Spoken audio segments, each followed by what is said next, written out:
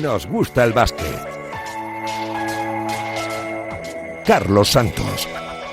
Y Sandra García Nomela al frente de los mandos técnicos. ¿Qué tal? Muy buenas, ¿cómo estáis? Bienvenidos una semana más a Nos Gusta el Básquet. Prácticamente tenemos configurada ya la Copa del Rey, que arranca en menos de 30 días en Valencia, con 7 equipos ya con billete sacado y con uno de forma virtual, como la Laguna Tenerife, en una semana en la que se sigue hablando y mucho del nuevo proyecto de la NBA en Europa y de su aterrizaje previsto para octubre del 27. Muchas dudas, pocas certezas, de nuevo la figura de Pau Gasol vinculada a ese proyecto y muchas reuniones aprovechando la llegada de la NBA a Berlín y a Londres para sus partidos entre los Grizzlies y los Orlando Magic. Parece que el Barça tiene claro que continuará en la Euroliga pese a las reuniones con responsables de la NBA, que el Fenerbahce, que también tenía dudas, también seguirá en la Euroliga, que los proyectos de Manchester dicen no y que el que más se lo está pensando es el Real Madrid, que tiene eso sí de plazo hasta el 30 de junio para tomar una decisión sobre su futuro la próxima temporada, si seguir en la Euroliga y renovar 10 años o lanzarse a ese proyecto de NBA del que, como digo, se conocen pocas cosas. Más allá de eso, Real Madrid, Valencia Basket, Barça, UCAM Murcia, Baskonia, Unicaja y Juventud tienen ya billete asegurado para la cita copera y en la última jornada se lo van a jugar la Laguna Tenerife y Surne Bilbao Basket. Es cierto que los tinerfeños visitan el Palau, pero también que tienen un más 69 de averas con respecto a los bilbaínos, que lo tienen muy complicado para estar en esa Copa del Rey. Sonidos que nos deja la semana, 2 equipos más que consiguieron la clasificación. Primero el Unicaja de Ivón Navarro. Yo creo que era un objetivo nuestro, ¿no? Tampoco marcado como un objetivo, pero bueno, sí que todos asumíamos que era algo en lo que teníamos que estar, igual que lo era acabar primero de grupo en la regular season de la PCL. Bueno, lo hemos hecho, vamos, digamos, tachando cosas, ¿no?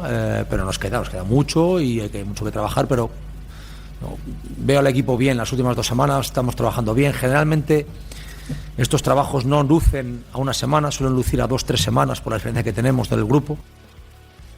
Lo que decía el bueno de Ivón Navarro después de la clasificación copera, que también tiene el conjunto vasconista, que regresa 2 años después a la pelea por el primer título oficial de la temporada, gracias a una exhibición ofensiva, 130 puntos en el partido que selló el pase ante Baxi Manresa y con un gran protagonista, Khalifa Diop.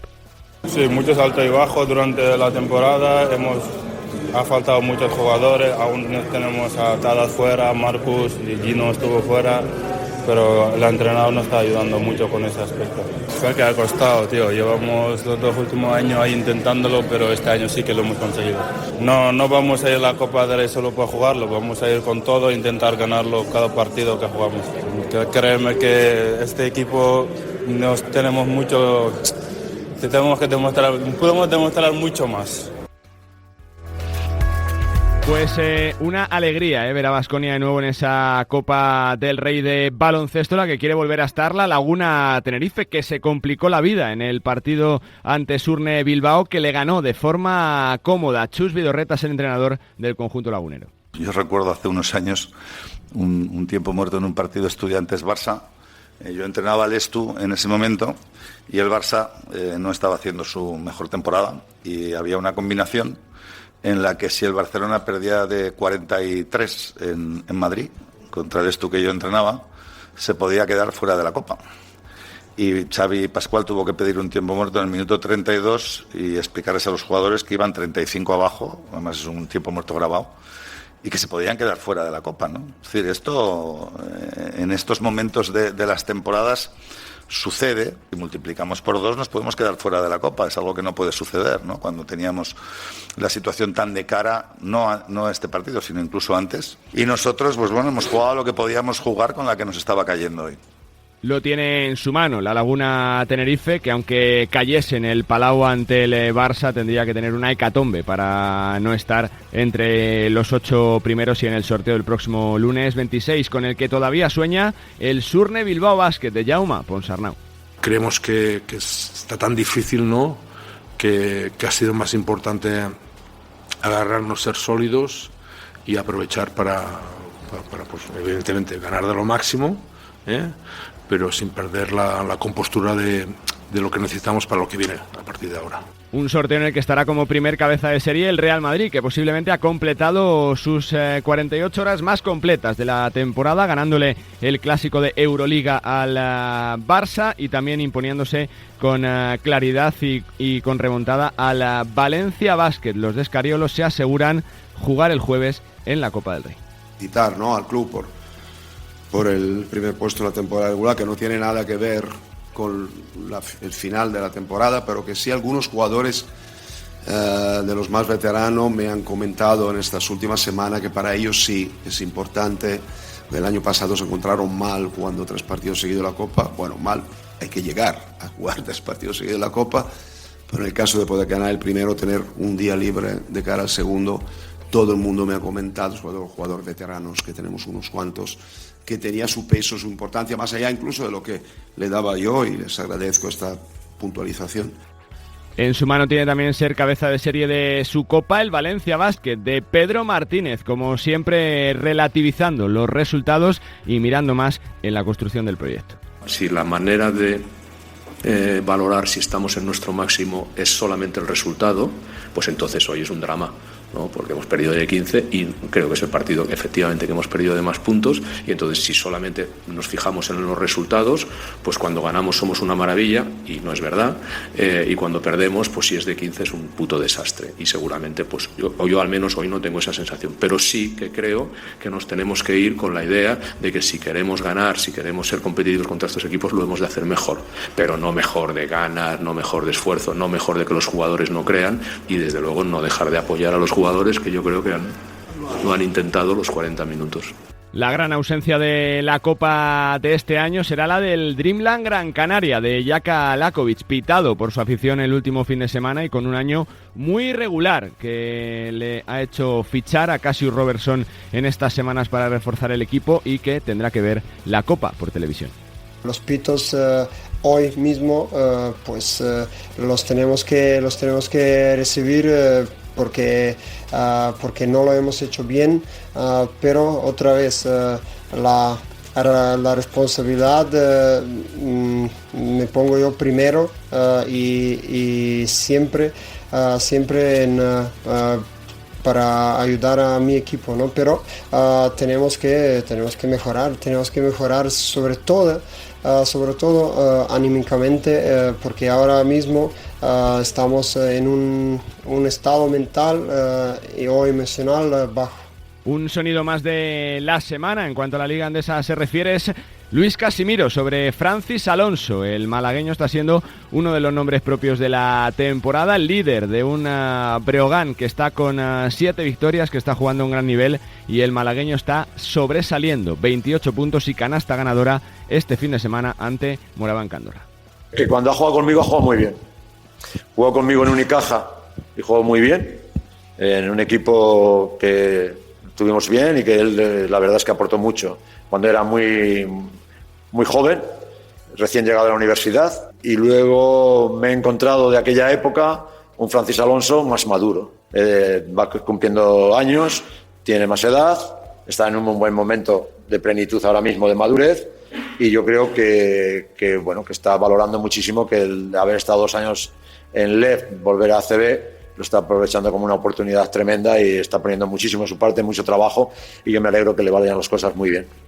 Las palabras de Luis Casimiro sobre el bueno de Francis Alonso, el malagueño, que es uno de los grandes protagonistas en una semana en la que vamos a vivir también la final de la Copa de España en Palencia, y la verdad que siguen pasando muchas cosas en el mundo del baloncesto, porque también hay que hablar y mucho de la NBA, porque ha sido noticia esta semana con la visita de Adam Silver y de los Memphis Grizzlies y Orlando Magic a Berlín y a Londres para hablar y mucho también de ese nuevo proyecto, de esa NBA americana a partir del 2027. Estas palabras de Adam Silver en Berlín, donde intenta arrojar un poquito más de luz a lo que va a ser el proyecto NBA, que ya veremos si cuenta o no con el Real Madrid.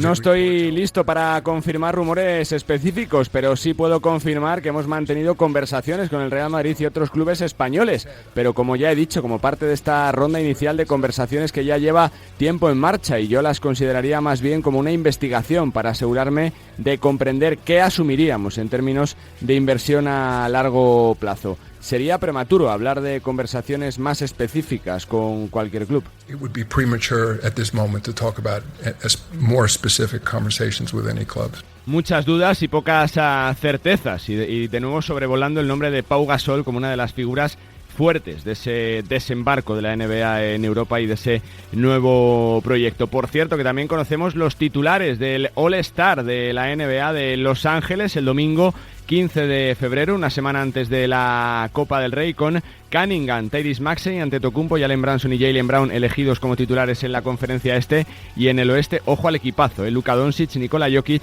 Shai Gilgeous-Alexander, Stephen Curry y Victor Wembanyama en este año que va a mezclar pues jugadores del resto del mundo con jugadores norteamericanos en sus equipos, y también bueno, pues muchas cosas que se están pasando en torno a la NBA y rumores de traspaso y de fichajes antes del parón del fin de semana de las estrellas. Nosotros que enseguida estamos hablando de todo, de la jornada CB, de la pelea por la Copa, de la resaca del Clásico, de ese nuevo proyecto de la NBA, y también tenemos cita en Chile con un entrenador español que forma parte del cuerpo técnico de la selección, que ha formado parte del cuerpo técnico de Chus Mateo en el Real Madrid y que tiene muchas cosas que contarnos. Bienvenidos una semana más a Nos Gusta el Básquet.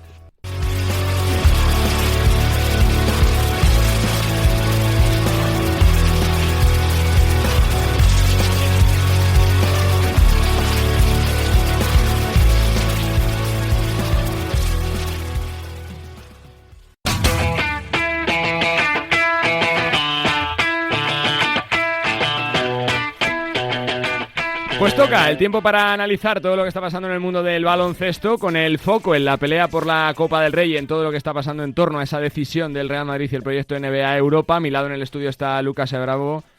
Muy buenas, Lucas, ¿cómo estás? ¿Qué tal, Carlos? Todo bien, todo bien. En Radio Marca Lugo, en La Voz de Galicia, en Canal FEP y en la Liga Plus está Millán Gómez. Millán, ¿cómo estás? Muy buenas. Hola, Lucas. Hola, Charlie. Muy buenas. Y también en Radio Marca Málaga, y una de las voces de la Liga U es nuestro Rafa Alcaraz. Rafa, muy buenas, ¿cómo estás? ¿Qué tal, Charlie? ¿Qué tal a todos, compañeros? Con ganas de hablar de baloncesto, como siempre. La primera es cortita, Lucas. Sensaciones postclásico, más allá del resultado, viendo un poco la evolución de este Real Madrid, que ha completado posiblemente sus 2 mejores partidos de la temporada. No sé si le das más chance que el propio resultado de lo que pasó en el Clásico, Lucas. Bueno, fue un golpe a la mesa quizá necesario del Madrid, porque bueno, yo no creo que estuviera tan mal, pero bueno, sí que había cierto run, había además como demasiada crítica, incluso un poco de la afición, demás, a este comienzo del equipo, a este comienzo de Era Scariolo, cuando el equipo, bueno, pues es verdad que ha tenido altibajos, como la mayoría de equipos en Europa, pero estaba arriba la ACB,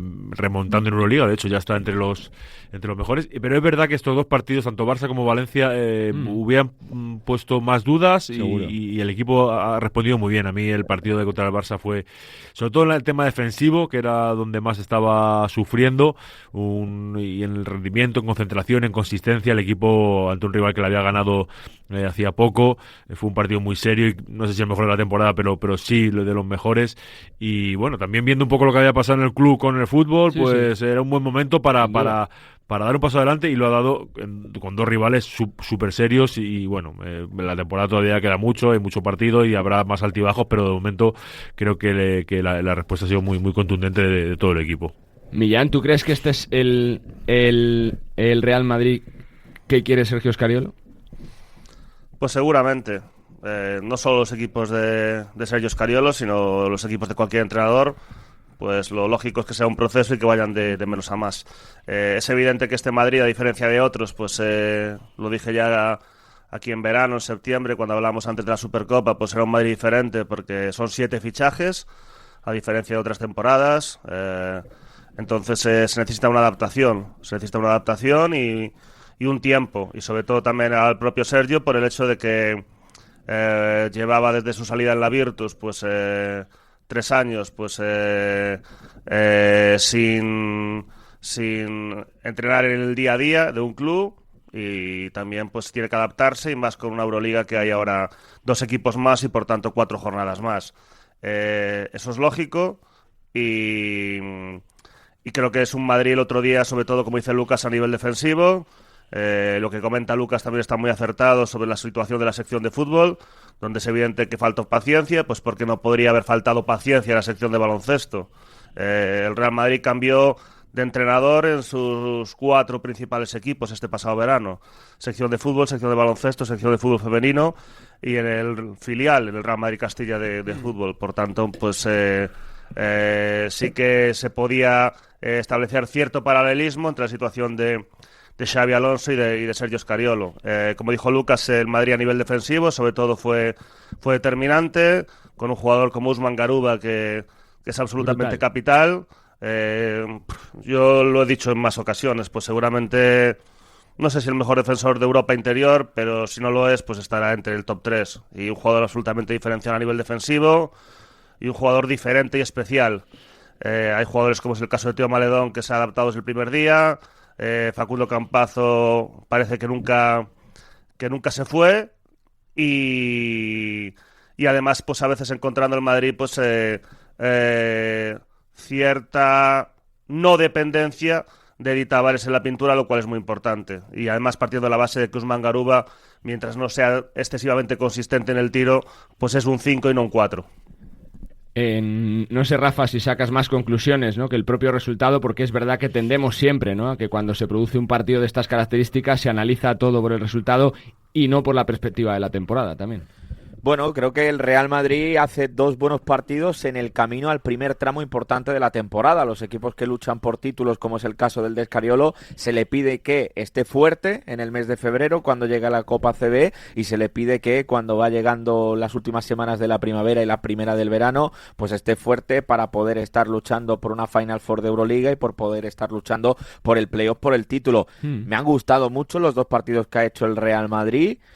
Sobre todo el del Barça, pero no dejo atrás el de Valencia tampoco, porque la remontada que hace es brutal, y creo que del segundo cuarto en adelante hace un partidazo el equipo de Scariolo, y sobre todo ante el Barça, empezando desde la defensa. Kevin Panther no pudo respirar tranquilo en ningún momento en el encuentro de Euroliga. Creo que el Madrid también tiró mucho de fondo de armario. Evidentemente Usman Garuba fue un jugador clave, porque creo que el Real Madrid necesita, como el comer, que aparezca un jugador detrás de Tavares, y Garuba es que fue mejor que Tavares en el clásico ante el Barça, aunque estuviera 5 minutos menos en la pista. Sí. Y sí es cierto que para mí, de verdad lo pienso, hay 2 nombres clave en este Real Madrid que le hacen dar un paso hacia adelante. Uno es Hesonja, que si Scariolo es capaz de convertirlo en el líder, en tener esa regularidad, el estar siempre ahí, al final el croata me parece un jugador diferencial. Lo vimos contra Valencia con esos 23 puntos que anotó, y creo que contra Barça también tuvo momentos importantes en el partido. Y por otro lado, yo no me olvido nunca de Gaby Deck, que me parece un jugador tremendamente importante en el Real Madrid, que en los últimos años, cuando ha tenido que jugarse el equipo blanco o meterse en la Final Four o luchar por ganar en la Final Four, siempre lo ha tenido lesionado. Y ahora sí es cierto que para mí el argentino ha hecho 2 partidos muy buenos ante Barça, ante Valencia, que son 2 de esos equipos que realmente deben medir al Real Madrid, y que son 2 resultados, sobre todo por las sensaciones, Charlie, no solo por ganar, que creo que le deben dar confianza al Real Madrid de cara a seguir llegando lo mejor posible para la cita de dentro de un mes en el Rocha Arena. 7 equipos ya confirmados para la Copa: Real Madrid, Valencia, Barça, Unicaja de Málaga, UCAM Murcia, Juventud de Badalona y Baskonia. Seguramente la Laguna Tenerife, que tiene un más 69 y que, salvo descalabro total en el Palau, va a completar esos 8 primeros. Te pregunto, Lucas, por Baskonia.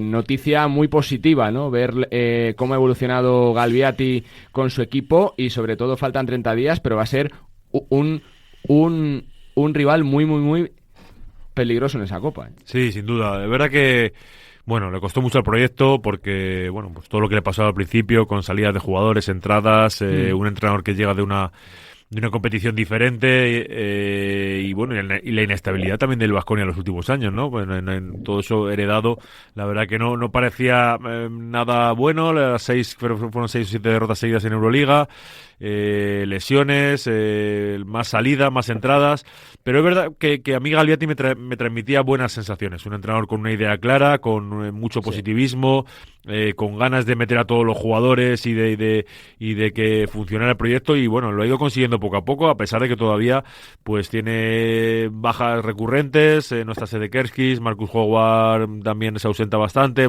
es bueno, pues lo que vemos, partidos muy buenos y otros que por lesión o no está. Pero ha encontrado buenos refuerzos y al final es un rival peligrosísimo porque tiene mucho talento, ¿no? Creo que el paso adelante de Luabu Cabarrot es sensacional, es una de las noticias de la temporada, porque un jugador que ya tenía un muy buen rendimiento, pero quizá por poco por debajo de lo esperado, ahora mismo es imparable, es uno de los mejores anotadores de toda Europa, y si se junta con Marcus Howard, como tú dices, en la Copa va a ser esa... Sí. Es verdad que es una copa muy complicada, de los 8 que a priori van a estar, porque Tenerife es casi imposible que salga, son rivales muy difíciles y nadie va a estar contento seguro con el sorteo. Baskonia es muy peligroso por ese talento y porque vemos que cómo se dispara a 100 y pico puntos, el otro día a 130 y tantos. Tremendo, es un equipo 130 es una barbaridad. Además con la afición, con las ganas de vuelta a la Copa, va a estar bien, porque encima va a caer con un cabeza de serie seguro, o sea que va a ser una de las bolas calientes en ese sorteo. ¿Tu sensación, Millán? Yo creo que Baskonia está 2 pasos por delante al de las 2 temporadas previas. Un Baskonia pues que vuelve a ser muy divertido de ver, que como dice Lucas, pues creo que el nivel de Timothée Luabu Cabarrot es absolutamente sensacional y vuelve a demostrarse tanto en ese caso como en el caso de Usman Garuba, pues lo importante que es dar una temporada a los jugadores para que encuentren su nivel. En el caso de Usman Garuba, pues su reentré, su vuelta al Real Madrid y a Europa, y en el caso de Timothée Luabu Cabarrot, pues en un equipo y en un contexto como Baskonia. Creo que han fichado muy bien, incluso incorporaciones recientes como Eugenio Morugi o un pívot que a mí me gusta especialmente como el Mamadi Diakité. En los bases creo que han acertado también, con Mateo Españolo, etcétera, y todo pues con bajas que han tenido, ¿no? Pues bueno, evidentemente la baja de larga duración de Tadas Sedekerskis, no han necesitado a un Marcus Howard excelso. A mí personalmente, ya lo sabes, Charlie, porque cuando narré el Brogan Baskonia, pues lo comenté. Ratchevicius es un jugador que es una habilidad muy personal mía, por el rango de tiro que tiene, por los rebotes, por la visión de juego que tiene, y creo que es un equipo, pues el mejor momento de Baskonia desde ese Baskonia líder en Navidad en Euroliga con Joan Peñarroya, que llegó como uno de los favoritos a la Copa de Badalona 2023, que perdió con el anfitrión, con la Peña. Llevan 6 victorias seguidas en ACB, también se han quitado esa mochila psicológica de no ganar fuera de casa. Ganó el otro día en Estambul, precisamente a Anadolu Efes, al equipo de Pablo Lasso, y bueno, creo que es un equipo, pues seguramente el outsider más favorito, por así decirlo, ¿no? En la Copa, y un equipo que tenía que estar de vuelta en la Copa, que tenía que estar de vuelta en playoff. Playoff estuvo la temporada pasada, pero luchando hasta la última jornada, me acuerdo, en Coruña. Y bueno, creo que Baskonia esté de vuelta con ese famoso carácter Baskonia, etcétera, pues creo que es muy, muy, muy significativo y muy positivo. ¿Tu sensación, Rafa? Bueno, yo para empezar, sobre lo que ha dicho Lucas, a ver con Baskonia, que yo creo que todavía tiene opciones bastante reales de poder acabar como cabeza de serie, porque le quedan 2 partidos. Le quedan 2 partidos. Lo único que, claro, tú imagínate el marrón. Es que hay un Unicaja UCAM. Porque ese partido se jugaría históricamente el día 8 de febrero, ya con el sorteo realizado. Entonces, claro, es una situación complicada, ¿no? Diferente, extraña, por lo menos. Sí, totalmente, porque al final las bolas en ese caso pues tendrían que dirimir, el que quede cuarto irá contra X y el que quede quinto contra otro, ¿no? Pero insisto en que Baskonia tiene opciones más que reales de acabar en la cuarta posición, sobre todo por lo que digo, porque hay ese Unicaja UCAM Murcia. Si al Unicaja le da por ganar a UCAM, que Unicaja sí que lo tiene francamente complicado para acabar cuarto, el equipo andaluz al final le estaría brindando la oportunidad a Baskonia de que si gana sus 2 partidos ante la Peña y el que tiene pendiente ante Gran Canaria. Sí, pero no son rivales tampoco sencillos, ninguno de los 3, ¿no? No, por supuesto, pero que al final, tal y como está jugando el Baskonia, me creería, ¿no?, que ganara los 2 partidos, sobre todo como está Gran Canaria, que le veo francamente mal. Pero a la Copa, a lo que voy, creo que Baskonia, al final, si no queda en cabeza de serie, para mí es el cuarto equipo más potente que viaja a Valencia, por jugadores, por plantilla, por presupuesto, porque al final es un equipo Euroliga. Y honestamente creo que si fuese de Barça, Madrid o Valencia, me encantaría que Baskonia terminara cuarto para evitarle en una primera ronda, porque Baskonia es el típico equipo, aquí también lo digo, que creo que puede ganarle a cualquiera, pero que puede liarla contra cualquiera en la Copa, precisamente si sus tiradores no tienen el día, que muchas veces en los primeros partidos de Copa, sobre todo, esas cosas suelen pasar. Lo bueno para Baskonia, que yo creo que no llevaría ninguna vitola de favorito, que viene de 2 ediciones sin aparecer en la Copa y que creo que lo cogerían con muchas ganas. La verdad que se les echa de menos, porque incluso en las Copas donde no ha estado Baskonia ha dado color, y ha dado sonido a las gradas, como por ejemplo en Gran Canaria el año pasado. ¿Le ves más peligroso que a Unicaja? ¿A Baskonia? Sí, para mí sin duda. Lo pienso de verdad. Yo creo que Unicaja evidentemente es un equipo que tiene un esqueleto del año pasado que le va a hacer competitivo en cualquier partido, yo eso no lo dudo, pero para mí en noches como las de la Copa del Rey, que son torneos cortos, que muchas veces necesitas más la inspiración a nivel individual de un jugador que a lo mejor el funcionamiento colectivo del equipo, yo creo que ahí el Unicaja ha dado un par de pasos hacia atrás. No subestimemos el plan de Puede Ivón. aparecer Duarte, que no ha hecho todavía. No subestimemos el plan de Ivón, que es un entrenador que las copas las prepara. Lucas Rafa quiere ir de coderito de Goyao. Sí, me ha parecido no le hagas ni caso, ¿vale? Pasa como el año pasado. Ni caso. En 15 segundos para cada uno, Lucas, ¿te sorprende lo de Gran Canaria o no? Cuando es un poco su trayectoria estos últimos años, su temporada. Sí, porque bueno, es un equipo que tiene, aunque se han trasladado problemas económicos, su presupuesto no es acorde a donde está. Creo que ha habido un fallo de planificación importante, y es creo que la clave del juego, y luego la COVID no está sabiendo sacar partido a un sistema es de los más defensivos de toda la ACB, pero ni está defendiendo ni está, sobre todo ofensivamente, con los jugadores llamados a dar un paso adelante, que encima son jugadores que no conocía la liga, como Wong, como Angola, pues no están dando el nivel que quizás esperaba, y los que siempre han estado ahí, que dando el callo, que han tirado el equipo y que han sido referencias como Brusino y demás, están muy muy por debajo del nivel de Brusino, por ejemplo, de años anteriores. ¿Tu sensación, Rafa, Millán? Yo tengo claro que es una plantilla inferior a las temporadas pasadas, y creo que eso también demuestra que todavía hay una diferencia entre Eurocup y BCL. No estoy de acuerdo en eso. Yo sé de algún caso de algún jugador, sin ir más lejos, algún jugador que ha estado en Gran Canaria recientemente y que decidió jugar en Eurocup en Gran Canaria y no en BCL en Tenerife. Cuando hablo de nivel, me refiero, yo creo que sí que la Eurocup todavía tiene un más nivel que la BCL, pero no me refería por ahí.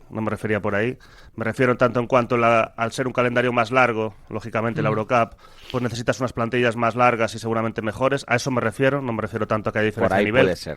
Bueno, claro, es que es imposible que estés de acuerdo o no de acuerdo conmigo si no sabes lo que voy a decir. Entonces, en ese caso me refería en ese ámbito, aunque sí que creo que la Eurocup es superior a la BCL, y de hecho se demuestra que hasta hace nada los 2 primeros clasificados de la Euroliga actual eran 2 semifinalistas de la Eurocup de la temporada pasada. Y creo que sí, como dice Lucas, pues que hay un problema de planificación. Yo he hecho en falta jugadores del nivel que tenía la temporada pasada, como Joe Thomason, como Caleb Homsley. Creo que ese perfil de jugadores, o incluso Josh Condit, que era un jugador que a mí también me gustaba especialmente, que no tiene esta temporada. Y lo bueno, por supuesto, que creo que nos tenemos que alegrar absolutamente todos, es el hecho de la vuelta de Carlos Alocén, que no hay que olvidar que hace apenas 13-14 meses, cuando fue la ventana de noviembre en Eslovaquia y en Ourense, pues los dos jugadores de aquella selección que veíamos potenciales y capacitados para jugar el Eurobásquet eran el propio Carlos Aldozén y Santi Justa. A ver, Rafa, que no estaban de acuerdo con lo que decía Millán. No, me refiero, en cuanto lo ha explicado de forma entera, sí le compro parte del argumento, que al final Eurocup tiene más partidos, la profundidad de plantilla es mayor, pero creo que incluso el gran fallo de Gran Canaria para mí está en que, aunque la plantilla sea más corta, el nivel de los jugadores que tiene es que es peor. Sí, yo creo que ha sido el gran error, ha sido la confección de plantilla, que para mí no ha estado bien hecha, así que por tanto la situación de Gran Canaria me sorprende por proyecto y por equipo, pero no me sorprende por la planificación que ha hecho. Que Gran Canaria se haya quedado fuera de la Copa me parece totalmente normal. Quizá puede chirriar más que esté en 6-9 en la clasificación y que encima el partido que tiene pendiente, aunque sea en casas ante Baskonia, pero honestamente no me sorprende su rendimiento. De hecho, un Drilan Gran Canaria, por cierto, que esta semana empieza a jugar la Round of 16 con la Laguna Tenerife, con Tenerife en el mismo grupo, eso es. Y el Unicaja y la Peña también coinciden en grupo. Por terminar, quiero preguntaros por el tema de la NBA y su desembarco en el continente europeo. Lucas, tú que has estado en Londres en estos partidos, en este Memphis-Orlando, después de oír a Adam Silver, de pulsar un poco sensaciones, no sé si vuelves con la sensación de que el proyecto sigue muy verde, y no sé qué se habla de la posibilidad real, ¿no? De que lo jugará el Real Madrid, que parece el club que más cercano podría estar de pensárselo, ¿no? Sí, bueno, justo estuvimos el sábado con Adam Silver, un grupo muy reducido de periodistas, y la sensación, como tú dices, es que estaba muy verde, a pesar de que ellos, propio Adam Silver, insisten que 2027 es una fecha factible. Eso es textual. Creo que este fin de semana, justo a partir del sábado, el domingo, el lunes, iba a haber reuniones importantes, y las ha habido, con emisarios del Barça, del Madrid, de todos los equipos europeos, pero a mí creo que la idea que tiene la NBA, que no es la que tiene el resto, que es que la NBA va a llegar aquí a salvarnos. Eso es un poco lo que, ¿no? Y va a salvar y va a hacer una competición mejor que la Euroliga. Que no lo va a ser. La NBA, que creo que eso es un poco también lo que FIBA ha pretendido hacernos creer, en esa guerra con Euroliga, ¿no? Que hay muchos mensajes cruzados. Y NBA, que ha dado el paso, y lo sorprendente de dejarse ir de la mano con FIBA, lo que te dicen es que van a sondear el mercado en busca de inversores. O sea, ellos no traen los inversores. Los inversores lo deben traer los clubes que quieran ser de esa competición. Y por eso, lo que les apetece mucho, y lo que eso también lo dicen y lo reiteran, y les apetece mucho el modelo Premier League de fútbol. Están entusiasmados con eso. Claro. Les apetece mucho, y es normal, todo el dinero de Arabia, que evidentemente está en clubes de fútbol, en el PSG, en el City, porque en la NBA no puede haber ningún inversor con el más extranjero con más del 20% de propiedad de los clubes, cosa que aquí sí pasaría. Entonces, ellos lo que quieren es atraer ese dinero, y ese dinero no está ni en Partizan, ni en Olympiacos, ni en Zalgiris, ni siquiera en Madrid ni en Barcelona. O sea, claro, es que... entonces, estamos hablando de pérdidas de 30 millones por temporada, con una competición fantástica, con partidazos tremendos, que vas a palmar 60 kilos todas las temporadas por si dentro de 10 años lo recupero. Es que yo lo veo esa inversión vamos. Inicial, es que no la pueden generar. Y luego aparte, hablamos de infraestructuras. La infraestructura que pretende la NBA para ese tipo de espectáculos que él vende, es que, vamos, en Madrid y en Barcelona no está ni de lejos. O sea, no es algo que ni que esté ni en los próximos años. O sea que, bueno, a partir de ahí o cambia la NBA su propósito, o veremos qué pasa, ¿no? Porque a mí me da la impresión de que va a haber si es fragua, una NBA Europa con el Paris Saint-Germain, con un equipo en Roma, con otro en Milán, con un City, con equipos de fútbol, y los tradicionales de la Euroliga se van a mantener, porque ahí veo difícil entrar al resto. No parece un contexto atractivo, no parece llamativo. Yo creo que las peñas del Real Madrid ayer publicaron un comunicado excelso, sí. Y además con sumamente respeto, en el sentido de bastante importante además. Sí, porque en el sentido de que no había demasiada información. El otro día, no sé a qué compañero, que me perdone, pues en Twitter publicó algo cuando comentó Adam Silver lo que acaba de comentar Lucas, ¿no? Que los clubes tienen que buscar sus inversores, etcétera. no me acuerdo si a quién se lo leí, si a Sergio Vegas y a Arar Soler, no me acuerdo exactamente a quién, que puso algo así como: no era la frase de Adam Silver que esperábamos leer hoy. Pues efectivamente, así es.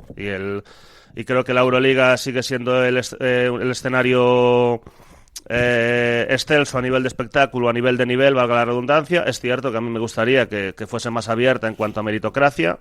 Antes hablamos de Baskonia, pues yo ya lo dije, ¿no? Que creo que Baskonia no debería haber jugado alguna Euroliga reciente, pero ya sabemos evidentemente cómo es el formato, con sus imperfecciones, pero a día de hoy sigue siendo más atractiva la Euroliga. Sí, y veo todavía muchos vacíos, muy poco proyecto en la NBA Europa, y tampoco me gusta esto de hacer un fútbol 2.0, sinceramente, no le veo el sentido. Y de la NBA, que es una competición fantástica y sobre todo a nivel económica perfectamente gestionada, la única competición del mundo en la que un equipo puede pasar de ganar el anillo a la siguiente temporada a ser último o penúltimo, pues que te diga que tienes tú que buscar a los inversores rechina bastante, la verdad. Tú cierras en 30 segundos, Rafa. Pues mira, yo honestamente creo que la peor de las noticias de esto es que el calendario de Europa va a seguir igual de mal, con muchísimas competiciones, muchísimos partidos, y que al final, por ejemplo, haya jugadores muy importantes que no puedan ir con sus selecciones porque FIBA va por un lado, Euroliga va por otro. Ese yo creo que es el principal problema, que tiene pinta que se va a mantener. Y por otro lado, el Real Madrid ya se quedó solo en la Superliga, que sepa dónde va, porque como vaya solo a la NBA, yo creo que también falla de forma enorme. Si ve que el resto de sus rivales normales están en Euroliga, el Madrid debe mantenerse ahí. Semanas de decisiones y semanas donde seguro que conoceremos muchas noticias. Señores, gracias Luca, gracias Millán, gracias Rafa. Un placer. Un abrazo, gracias. Nosotros, gracias. Que nos vamos a Chile.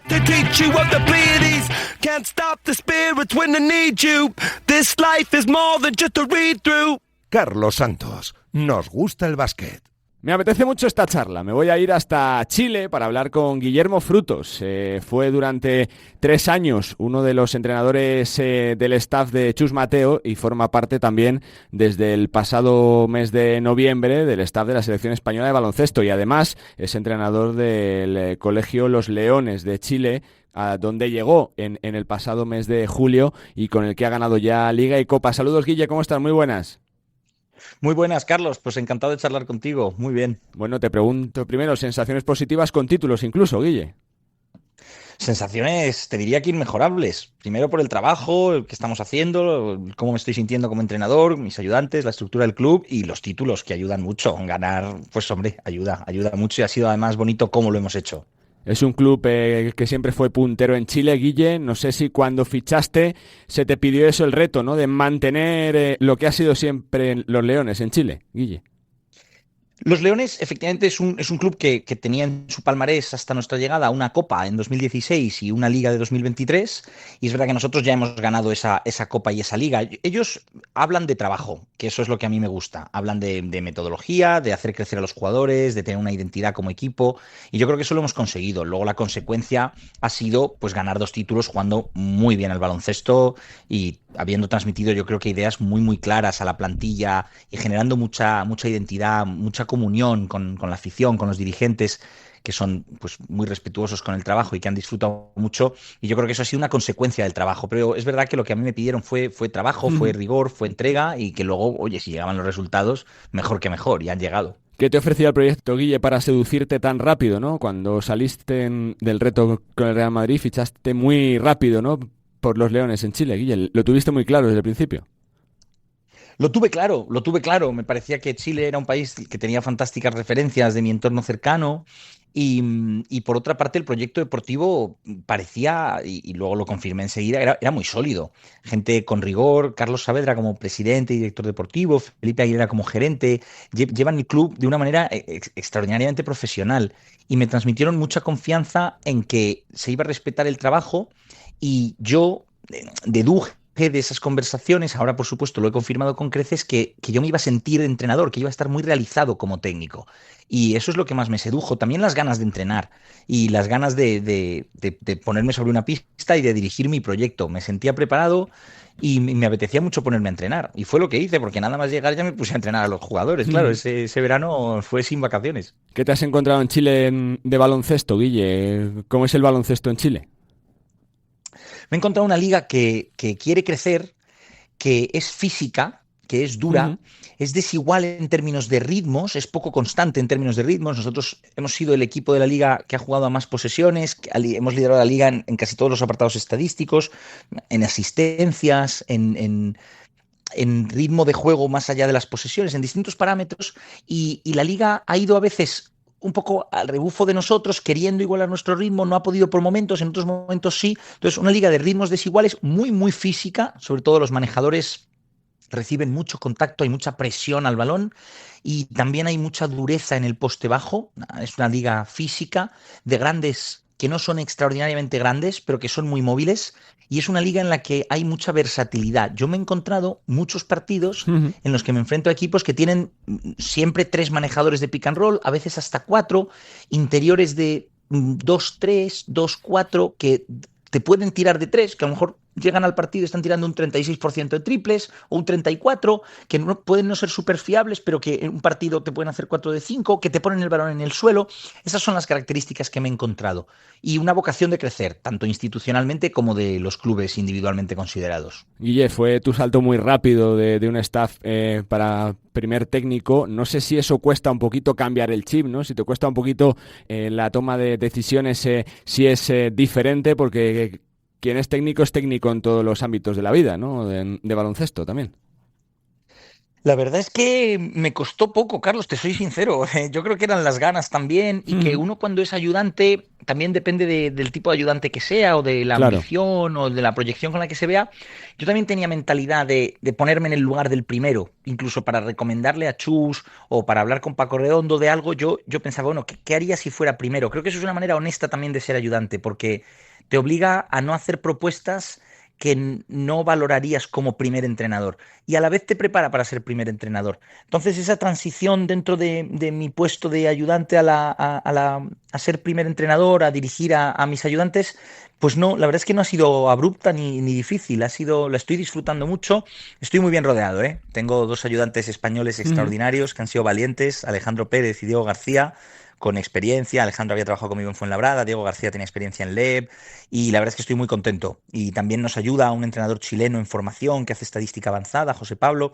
Entonces estoy muy bien rodeado, me lo ponen fácil, también te digo, la transición ha sido fácil por ello. En la parte personal, no sé si ha costado más, Guille, por aquello de salir de España después de tantos años en una ciudad, en un entorno, si esto es lo que más cuesta cuando te llaman para la hora de tomar la decisión o no. Sí cuesta, yo creo que si lo piensas mucho cuesta más. Yo afortunadamente tuve mucho apoyo y se tomó la decisión muy rápido, mi mujer y yo hicimos la maleta, nos vinimos. Realmente, si lo piensas mucho, yo creo que sí que puede doler más. Es como esto de quitar la tirita, ¿no? Que si la quitas muy despacio, pues ya se te levanta la herida y ya es más complicado. Aquí, si tiras pronto de la tirita y coges el avión, te plantas allí, y es verdad que el entorno del club es muy bueno, a nivel personal muy bueno, y Chile es un país que nos resulta bastante afín. Yo había vivido en Estados Unidos muchos años, mi mujer había vivido en muchos sitios, entonces teníamos esa vocación de ver mundo, de conocer ya el mundo, entonces te asusta menos, te intimida menos un proyecto así, pero te reconozco que te intimida aún menos si llegas a Chile y el sentido del humor es parecido. El idioma también ayuda, el tono, el clima. Bueno, hay factores externos que también han contribuido a que la adaptación haya sido sencilla. La mayor diferencia que has visto en lo táctico en el baloncesto, ¿cuál es, Guille? Porque lógicamente después de tantos años jugando en la élite, ante los mejores, trabajando con los mejores, ¿dónde se ve más esa diferencia? Esa diferencia la veo fundamentalmente en la repercusión que tiene en lo táctico esa composición de plantillas que te decía, de muchos manejadores de pick and roll. Entonces eso repercute en lo táctico. Hay menos situaciones de salidas bloqueadas largas para tiradores y más situaciones de pick and roll central con un trabajo previo, de mano a mano, de una acción de guard on guard, de bloqueos entre pequeños, para generar esa inercia para jugar el pick and roll pues, a la mano dominante del manejador de pick and roll al que se le quiera generar esa ventaja. Esa es una muy clara. Luego, tácticamente, he visto pues bastantes defensas alternativas. Nosotros también hemos hecho mucha zona. En la final de Copa hicimos mucha 1-3-1, que la teníamos ahí como recurso y nos salió muy bien. Entonces, yo creo que más defensas alternativas de las que había visto yo en mi etapa en el baloncesto europeo, y eso que en la final de Euroliga hicimos 2-3 la segunda parte que hizo el tiempo. Pero en general, como norma, te digo, tomando un poco en consideración todos los rivales, sí que te diría que más defensa alternativa y en ataque, sistemas algo menos complejos, para ventajas algo más directas, secuencias de indirectos más cortas, algo menos de juego desde el poste bajo hacia afuera. Eso lo hemos hecho más nosotros, pero los rivales menos. Da la sensación de que el balón cuando entra en el poste bajo pues se agota un poco el ataque en el baloncesto latinoamericano, porque es verdad que los jugadores con más capacidad para dominar dentro son los jugadores extranjeros, son fichas caras para los equipos, y son los jugadores que tienen que producir. Entonces el balón entra y, salvo en contadas ocasiones, no suele salir. Te hablo de los rivales, ¿eh? Nosotros sí que hemos jugado, yo creo que bien, de dentro hacia afuera. Guille, cuando ves en la distancia partidos de baloncesto que juega el Real Madrid, no sé qué sientes, ¿cuál es tu primer sentimiento? Si te sientes con un poquito de tristeza, si no los has querido ver, si los ves con normalidad, con tranquilidad, porque es verdad que son 3 años largos de tu vida, Guille. Son, Carlos, 3 años trabajando en el Real Madrid, pero sí. Muchos más siendo madridista y viendo los partidos. Así que yo los veo con mucho interés. Me gusta mucho mantenerme enchufado al baloncesto europeo, primero porque es mi obligación profesional como ayudante de la selección. Y verlo a través de los partidos del Madrid, entre otros equipos, por supuesto, a los que sigo y jugadores a los que tengo que seguir, porque, como te digo, es mi obligación como ayudante en la selección, los veo de una manera, yo te diría, bastante aséptica, con simpatía al Madrid, por supuesto, cómo no tenerla. Fueron 3 años maravillosos y toda mi familia es madridista, yo he sido madridista desde niño, pero también con una cierta asepsia, con un perfil técnico, porque, bueno, tengo que analizar el baloncesto y para analizarlo pues tienes que tener la cabeza más bien fría y no dejarte llevar por pasiones ni en un sentido ni en otro, ni por recuerdos o pensamientos que te puedan confundir. Yo creo que ahí tienes que ser un observador objetivo y disfrutar del baloncesto, de los 2 equipos que juegan. ¿Qué ha supuesto para ti la llamada de Chus para irte con él para la selección, Guille? Una ilusión inmensa por representar a mi país, por estar con la selección española, que es algo con lo que yo creo que uno siempre sueña, siempre, cuando empiezas a formarte como entrenador, a hacer los cursos en la Federación Madrileña, luego el Nacional, piensas, ojalá yo esté, pues claro, siempre piensas primero en categorías inferiores, pero voy directamente a la absoluta, pues es una ilusión en ese sentido enorme. También por volver a trabajar con Chus tan pronto, Chus es un líder sensacional y un entrenador formidable del que aprendo mucho. Seguir aprendiendo de Chus es un lujo. Por reencontrarme con Paco Redondo, con el que tengo además mucha amistad, además de una relación profesional fantástica, y por juntarme también con otros entrenadores a los que ha reunido Chus, como Paco Orioles o Arturo, que son entrenadores que también te aportan en esas reuniones de cuerpo técnico, en esa preparación de partido. Y también te diré una cosa, yo soy un enfermo del baloncesto, entonces esto lo que me da es que cuando hay un parón de la competición, yo no paro. Yo cojo un avión, llego y me pongo a entrenar. Y me pongo a hacer scouting y me pongo a entrenar a jugadores. Entonces es seguir dándome, está mal que te diga esa droga, ¿no? Que es para mí el baloncesto, pues bueno, seguir alimentándome de ella. Da un poco de respeto por de dónde se viene, Guille, por los años de Scariolo, por lo que se ha ganado, ¿no? Porque se está diciendo mucho del relevo generacional, del futuro, de lo que va a costar. ¿Qué sería realista pensar con esta selección, Guille? Tú que has estado dentro, que has visto a los jugadores, que los sigues día a día también. A mí me encantó la primera ventana. Yo creo que lo realista, me encantó su actitud y me encantó el nivel de los jugadores.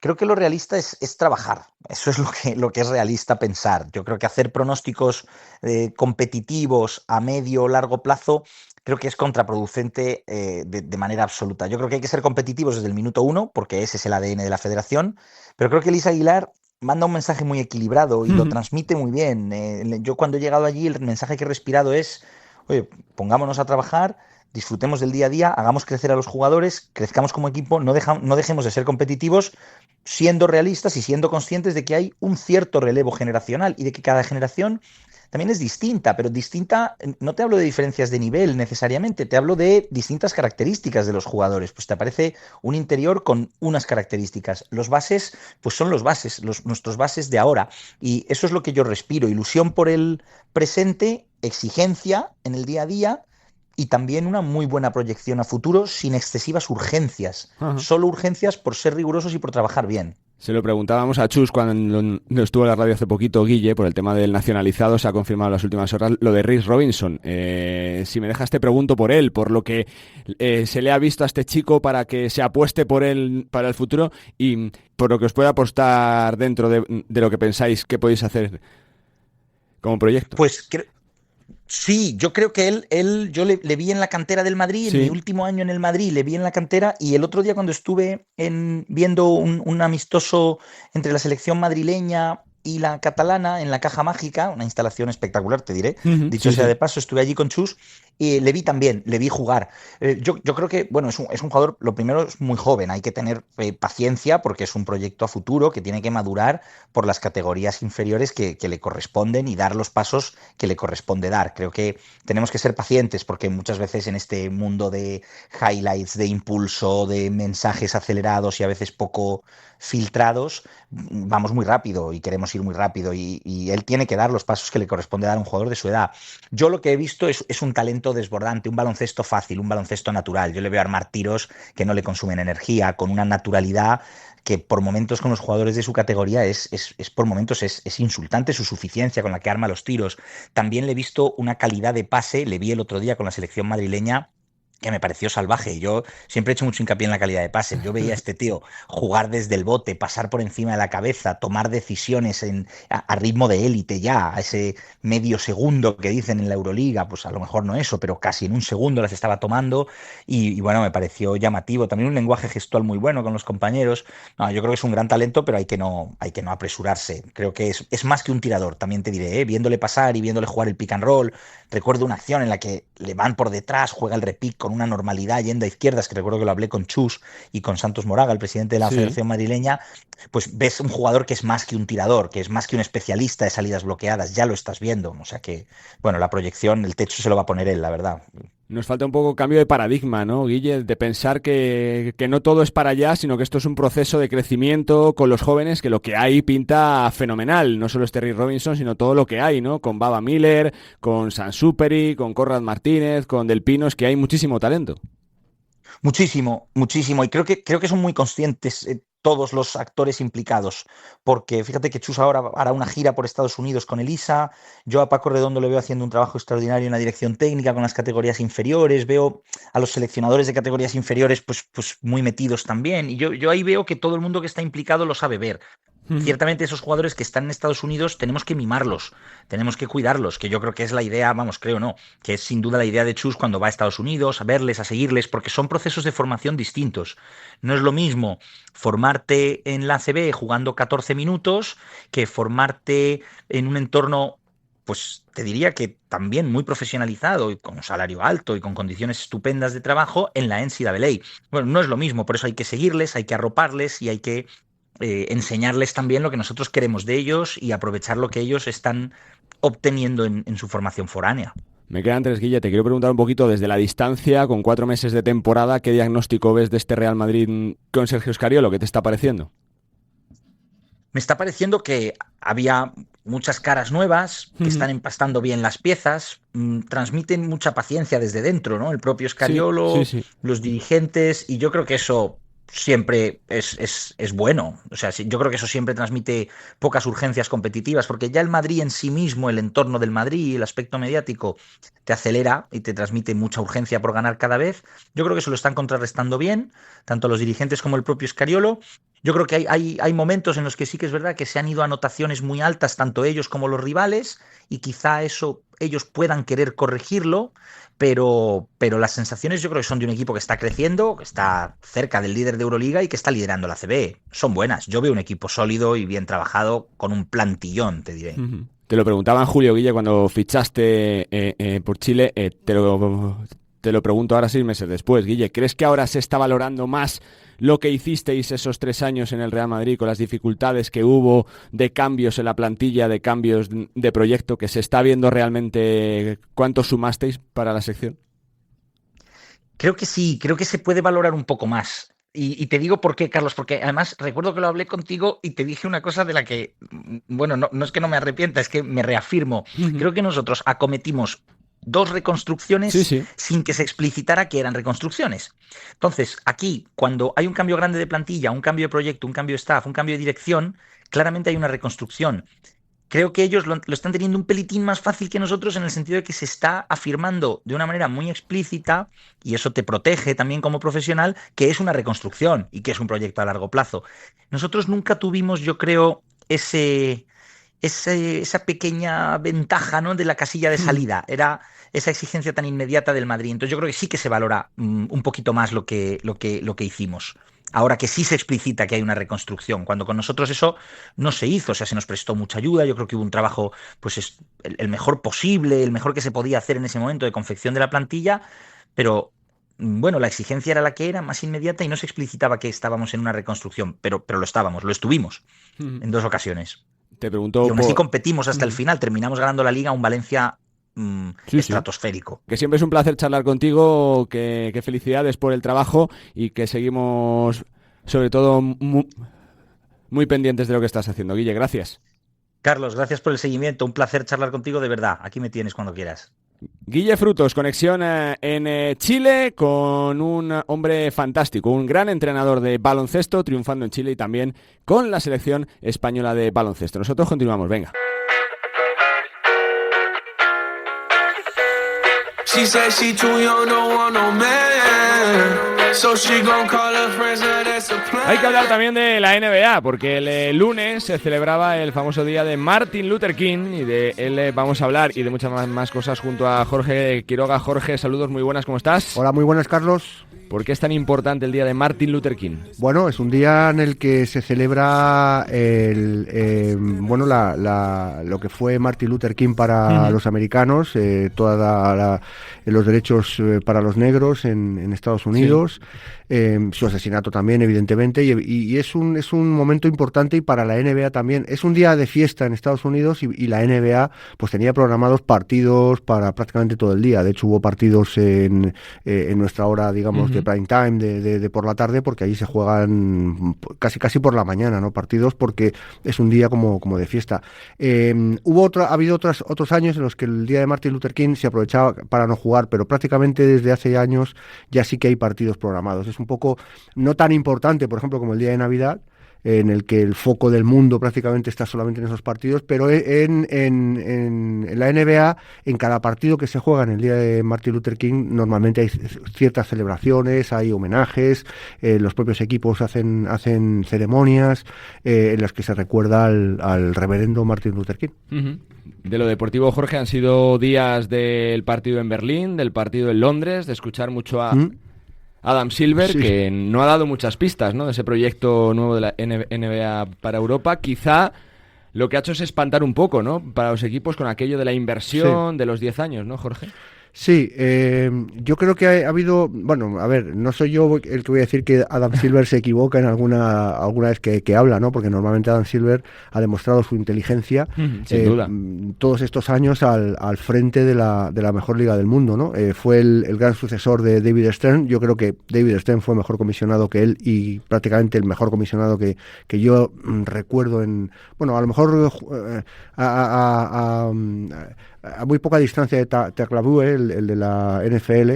Yo creo que fueron los dos grandes personajes del deporte en Estados Unidos en los 80 y los 90.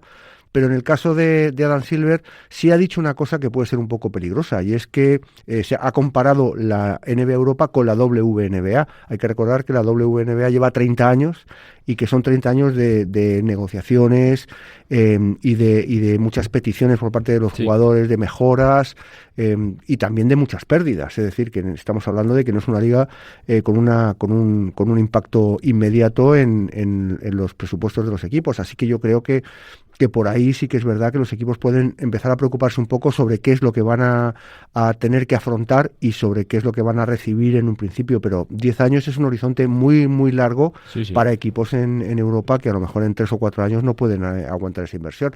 Luego, es verdad que han hablado de inversiones, han hablado de ese tipo de... Se ha hablado de equipos concretos, Jorge. Se le ha preguntado por el Real Madrid, se le ha preguntado por el Barça, se le ha preguntado por el Manchester City, por el Paris Saint-Germain, por el Manchester United. Tengo entendido que el City y el United no han mostrado no se han mostrado muy receptivos a esta liga. No se sabe muy bien qué puede pasar con el Paris Saint-Germain. Es verdad que Manchester va a recibir, por ejemplo, estás hablando de partidos en Europa, el año que viene un partido de la liga regular, por primera vez en la historia.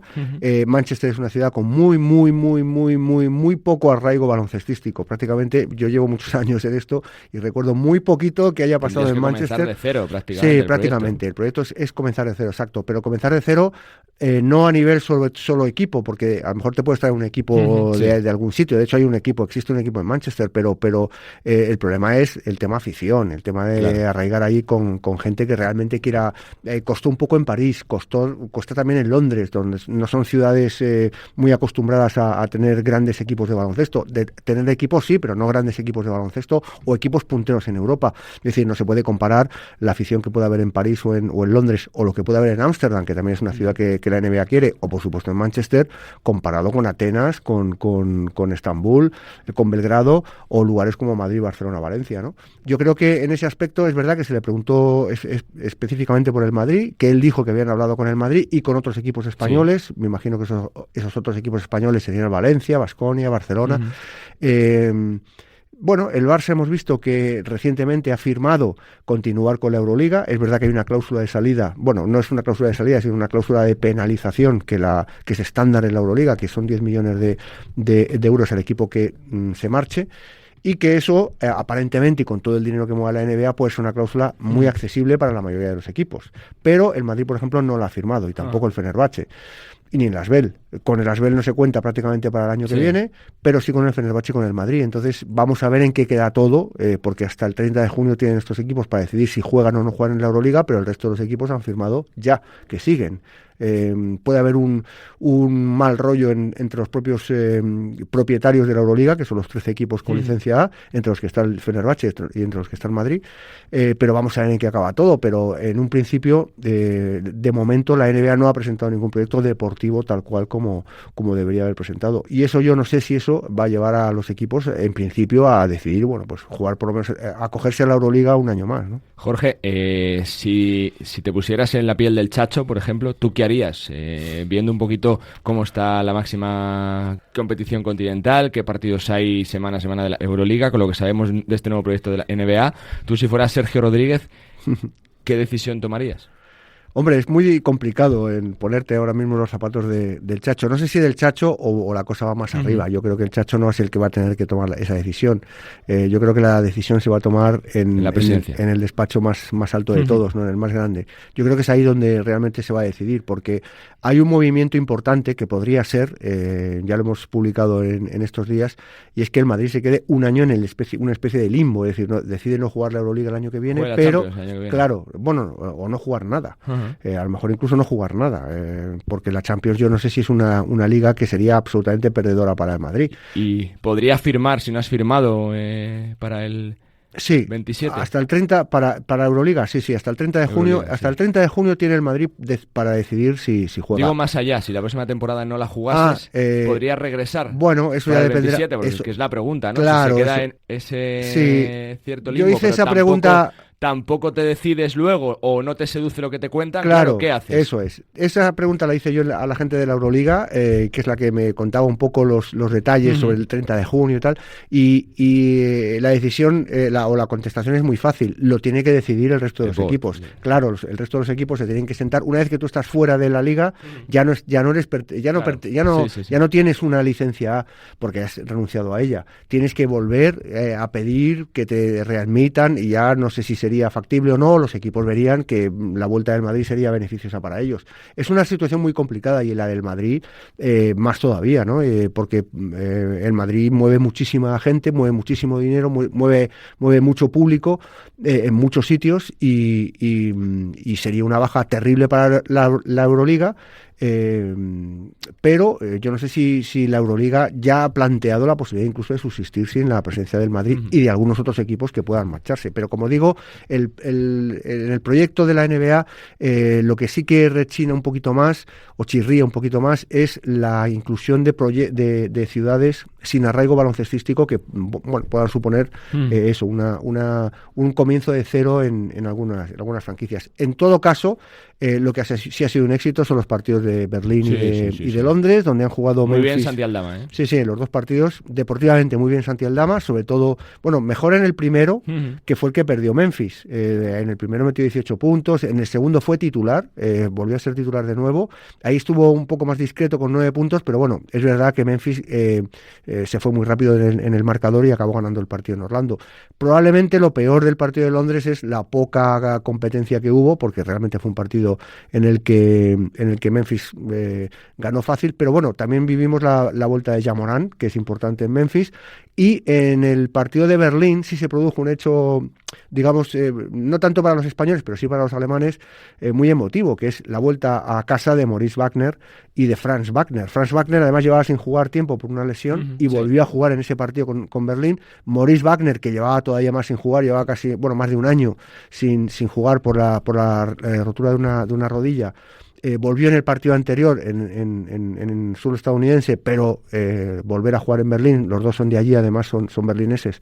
La verdad es que fue importante para su público y además también estuvo Da Silva, que también es alemán. Yo creo que fue un viaje bonito el de Orlando y el de Memphis a estas dos ciudades, Berlín y Londres. Hay que recordar que el año que viene viajarán a Manchester y a París. No se sabe todavía los equipos, pero los conoceremos pronto, me imagino.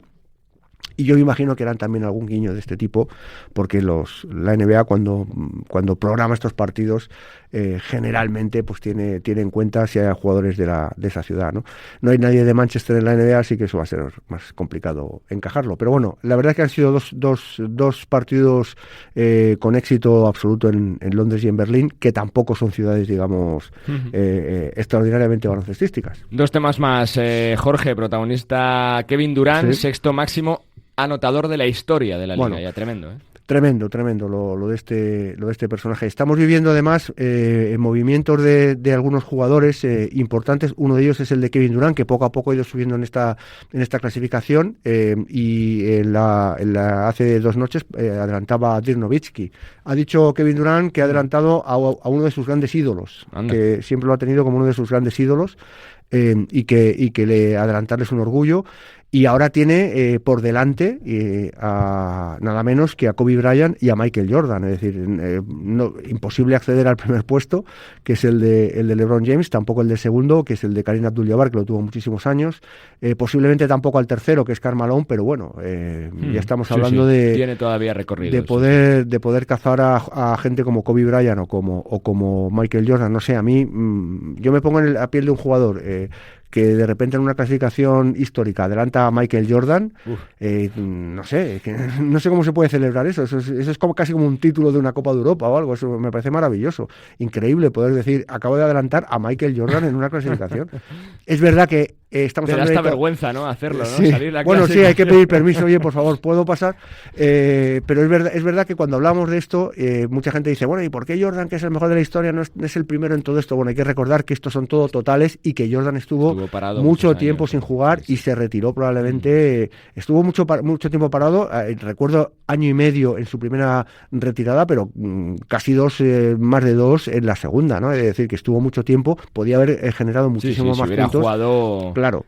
Pulverizaría cualquier tipo de registro. No sé si tanto como para adelantar o para no haber aguantado el tirón en puntos de LeBron James, porque hay que recordar que Jordan además entró después de 4 años en la universidad y que LeBron James no pasó por la universidad, es decir, se ahorró esos 4 años, que fueron 4 años en la NBA a pleno rendimiento, ¿no? Pero bueno, lo de Kevin Durant, que es lo que tocaba ahora, me parece un logro sensacional y una demostración de la carrera que ha hecho este señor.